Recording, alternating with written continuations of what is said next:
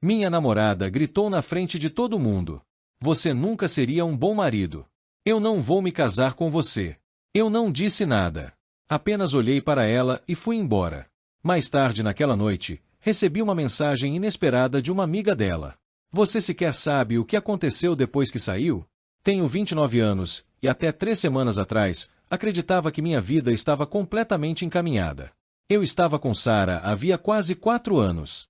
Nos conhecemos na festa de aniversário de um amigo em comum, nos demos bem imediatamente e, em menos de 6 meses, já morávamos juntos. Ela era assistente jurídica em um escritório de médio porte no centro da cidade. Eu trabalhava com gestão logística. Não éramos ricos, mas vivíamos confortavelmente. Falávamos sobre casamento. No Natal passado, inclusive, chegamos a olhar alianças juntos. Ela apontou um elegante anel de safira em uma joalheria do shopping e, secretamente, 2 dias depois, voltei lá para perguntar sobre opções de financiamento. A noite em que tudo desmoronou deveria ser uma celebração. Meu primo Marcos estava organizando uma festa de noivado em sua casa. Era uma bela residência nos subúrbios, com um jardim paisagístico profissionalmente cuidado e cerca de 40 convidados. Sarah estava estranha durante toda a semana, distante, irritadiça e impaciente. Achei que fosse apenas estresse do trabalho. Ela havia comentado que seu chefe estava dificultando as coisas por causa dos prazos de um caso importante e tinha ficado até tarde no escritório 3 ou 4 noites naquela semana. Cheguei até a me oferecer para levar jantar para ela em uma dessas noites, mas Sarah recusou, dizendo que pegaria algo na delicatessen do prédio. Chegamos à festa por volta das 7 da noite. A comemoração já estava animada. Havia música tocando em caixas de som espalhadas pelo jardim, enquanto os convidados conversavam em pequenos grupos no pátio e na sala de estar. Eu estava perto da ilha da cozinha, conversando com Marcos e alguns amigos, quando Sarah se aproximou com uma bebida na mão. Seu rosto estava avermelhado e dava para perceber que ela já havia tomado pelo menos 2 taças de vinho, talvez 3. Podemos conversar? Perguntou. Mas seu tom não era discreto nem reservado. Era alto o suficiente para fazer Marcos interromper a conversa e olhar para ela. Claro. O que aconteceu? Respondi, tentando manter a voz calma e conduzir aquilo para uma conversa normal. Estou falando sério. Precisamos conversar sobre nós. Olhei ao redor. As pessoas começavam a prestar atenção. Jennifer, a noiva de Marcos, observava tudo do outro lado da sala com uma expressão preocupada. Tudo bem. Vamos lá para fora. Não. Ela me interrompeu, elevando ainda mais a voz. Estou cansada de fingir. Sabe de uma coisa? Acho que isso não vai dar certo. Meu estômago afundou. De repente, a música pareceu alta demais. Sarah, este não é o lugar para isso. Você nunca seria um bom marido. Eu não vou me casar com você. O ambiente inteiro ficou em silêncio. Todas as pessoas presentes estavam olhando para nós. Senti meu rosto esquentar. Minhas mãos se fecharam involuntariamente, mas mantive a expressão o mais neutra possível. Fiquei olhando para ela por alguns segundos, tentando entender se estava apenas bêbada ou se realmente queria dizer aquilo. Seus olhos estavam frios, quase cruéis, como se estivesse me desafiando a reagir. Eu não reconhecia mais a pessoa que estava diante de mim. Não disse uma única palavra. Apenas me virei, peguei minha jaqueta na cadeira próxima à porta e saí pela entrada principal. Enquanto me afastava, ouvi alguém perguntar: o que acabou de acontecer? Logo depois, começaram os murmúrios. Conversas baixas, carregadas de curiosidade e fofoca. Dirigi para casa em completo silêncio. Sem música. Sem telefonemas. Apenas o som da minha própria respiração e o ronco constante do motor. Minhas mãos tremiam sobre o volante. Quando cheguei ao apartamento, sentei-me no sofá, no escuro, por talvez 1 hora. Fiquei apenas olhando para o nada. A luz do poste do lado de fora projetava sombras na parede. Eu revivia a cena repetidamente, tentando entender o que havia deixado passar, o que tinha feito de errado. Então meu celular vibrou. Era uma mensagem de Raquel, uma das amigas mais próximas de Sarah desde a faculdade. Você sequer sabe o que aconteceu depois que saiu? Fiquei olhando para a tela por 1 minuto antes de responder. O quê? Os 3 pontinhos apareceram imediatamente. Então ela escreveu: posso te ligar? Sim. 5 segundos depois, o telefone tocou. Oi, disse Raquel. Sua voz parecia tensa, como se tivesse chorado ou estivesse prestes a chorar. Eu nem sei como dizer isso, mas você precisa saber. Depois que você foi embora, Sarah desabou completamente.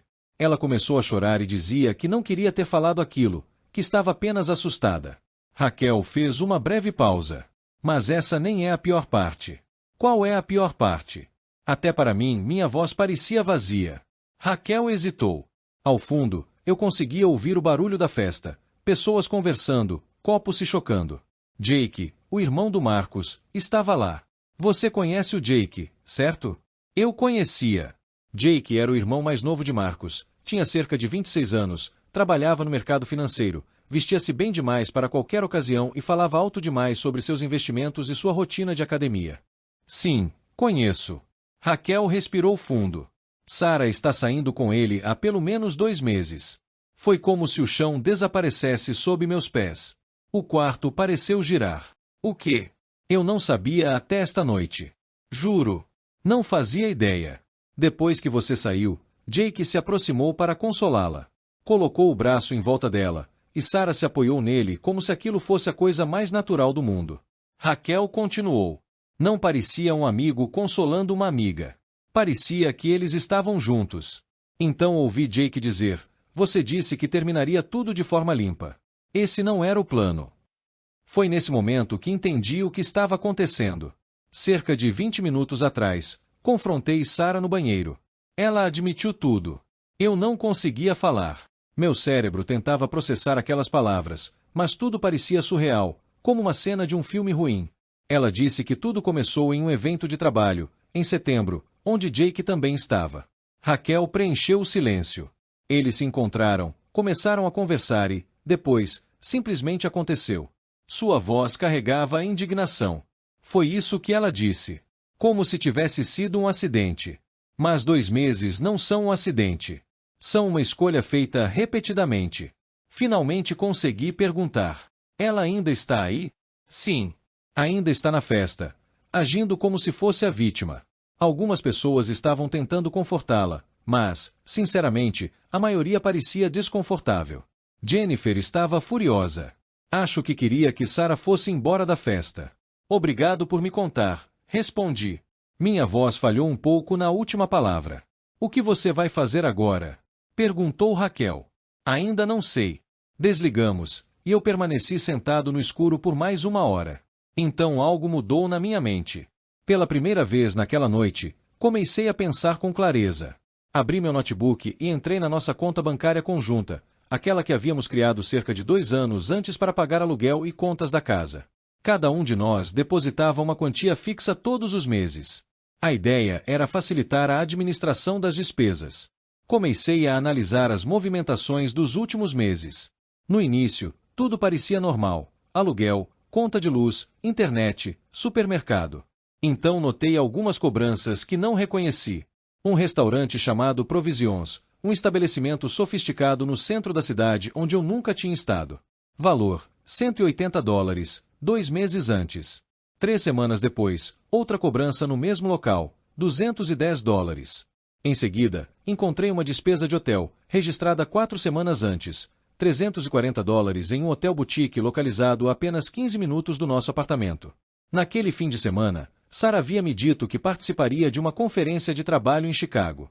Tirei capturas de tela de tudo. De cada transação que não fazia sentido. Ao todo, eram 11 registros suspeitos. Atualização 1. Não dormi naquela noite. Simplesmente não consegui.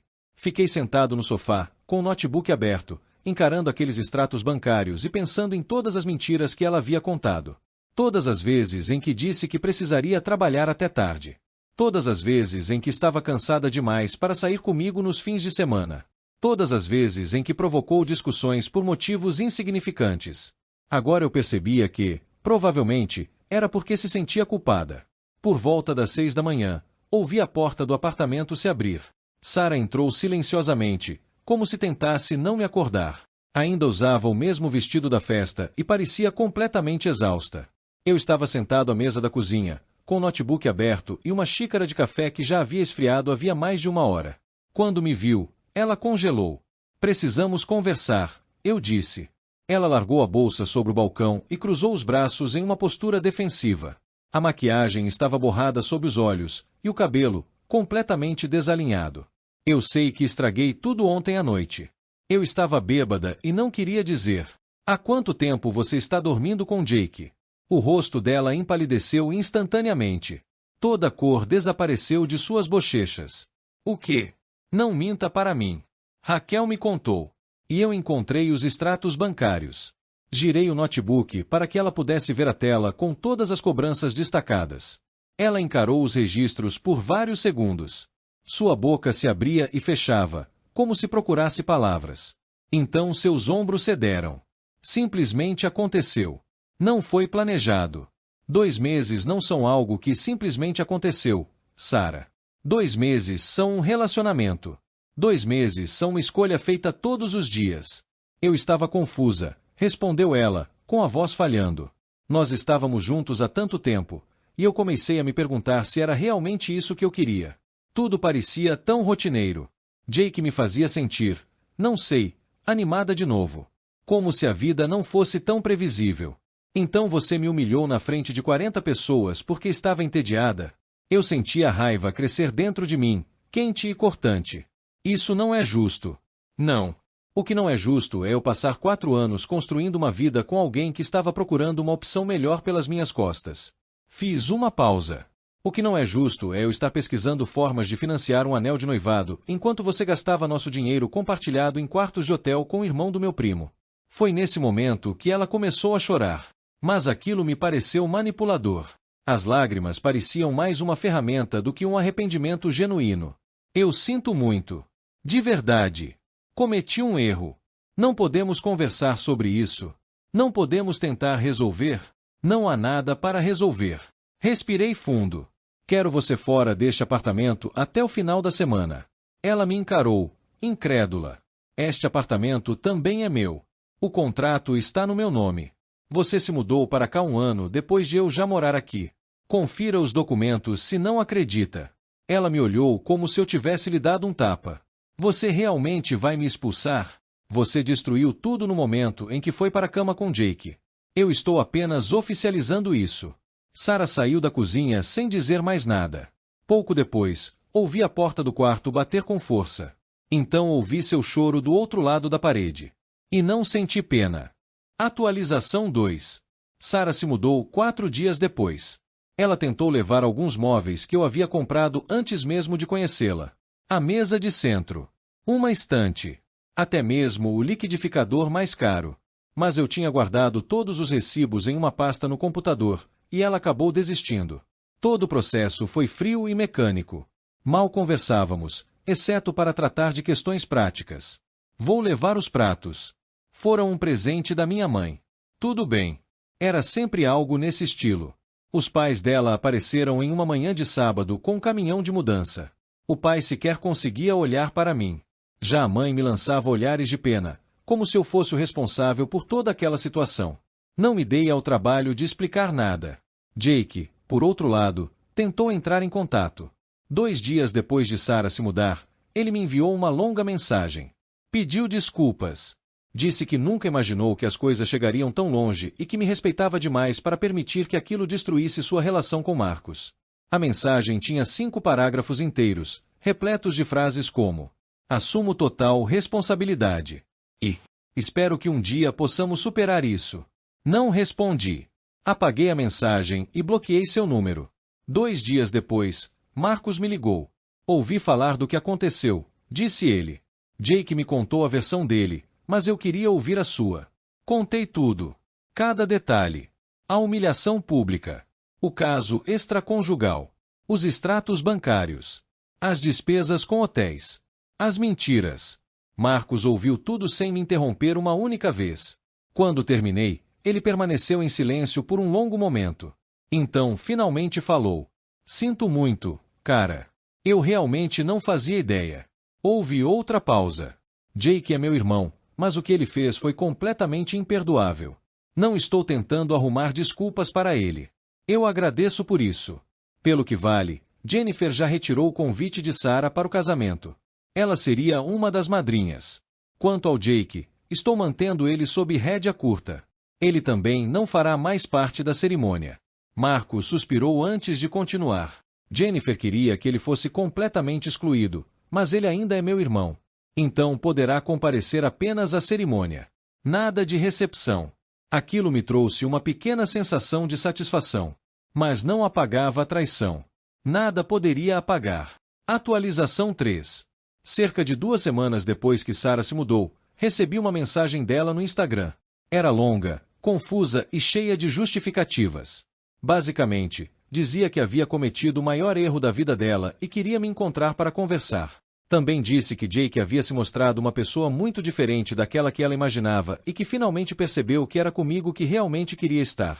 Afirmou que tinha sido impulsiva, imprudente e que o que nós tínhamos era verdadeiro.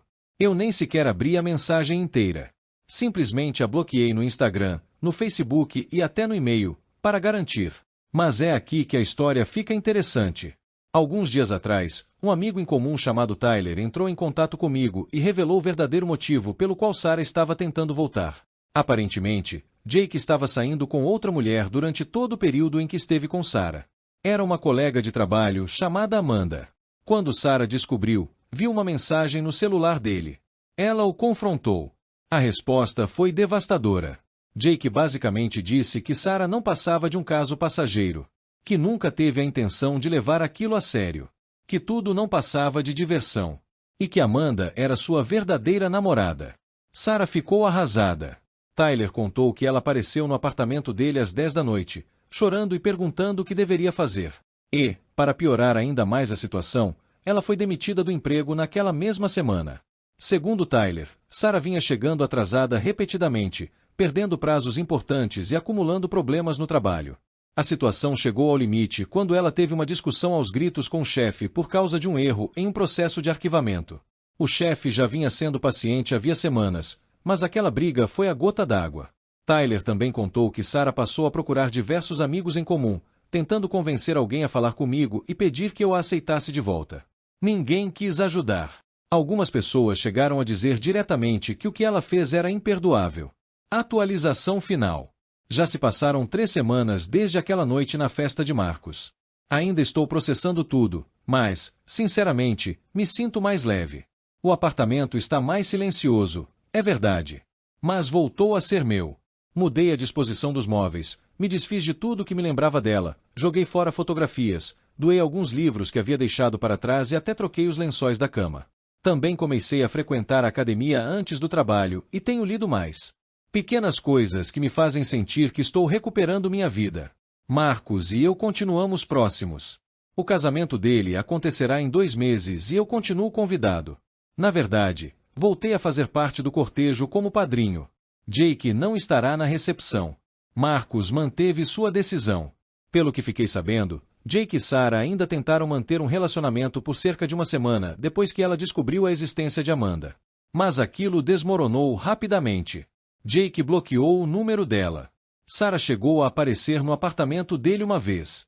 Ele ameaçou chamar a polícia caso ela não fosse embora. A última notícia que tive foi que ela voltou a morar com os pais, em uma cidade a cerca de 1 hora daqui. Está desempregada e, aparentemente, passa a maior parte do tempo no quarto onde cresceu. Raquel me contou que Sarah tem publicado frases tristes e indiretas nas redes sociais. Aquele tipo de mensagem que claramente fala sobre alguém específico, mas sem mencionar nomes. Não recebi mais nenhum contato direto dela desde que a bloqueei em tudo. Raquel ainda conversa comigo de vez em quando, o que é gentil da parte dela. Ela se sente culpada por não ter percebido o caso antes. Mas eu disse que a culpa não era dela. Sarah foi cuidadosa. Escondeu seus rastros muito bem. Se Raquel soubesse de algo, teria me contado. Não estou saindo com ninguém neste momento. Ainda não estou pronto. Mas também não estou amargurado. Na verdade, sinto alívio. Alívio por ter descoberto tudo antes do casamento. Alívio por não ter desperdiçado mais 4 anos da minha vida. Alívio por não ter feito o pedido com aquele anel de safira para descobrir tudo isso já dentro de um casamento. Alívio por ter ido embora quando fui, preservando minha dignidade. Às vezes penso naquele momento da festa em que Sarah gritou comigo diante de todos. Na época, pareceu o pior momento da minha vida. Hoje percebo que foi um presente. Ela me mostrou exatamente quem era. E eu tive a oportunidade de ir embora antes de ficar ligado a ela para sempre, seja legalmente ou financeiramente. Edição 1. Algumas pessoas perguntaram se eu cheguei a confrontar Jake diretamente. Não. Ele não merece minha energia. Qualquer coisa que eu dissesse seria apenas para alimentar meu próprio ego. Da forma como vejo as coisas, ele terá de conviver com o fato de ser o tipo de pessoa capaz de fazer algo assim com alguém. Isso já é punição suficiente. Edição 2. Alguém me enviou uma mensagem perguntando se recebia algum pedido de desculpas verdadeiro de Sarah além daquela mensagem no Instagram. Não. A mensagem do Instagram foi apenas uma tentativa de me recuperar porque o plano alternativo dela fracassou. Isso não é um pedido de desculpas. É desespero. Edição 3. E para todos que perguntaram sobre o anel. Eu nunca cheguei a comprá-lo. Estava planejando fazer o pedido de casamento neste Natal. Escapei de uma grande enrascada.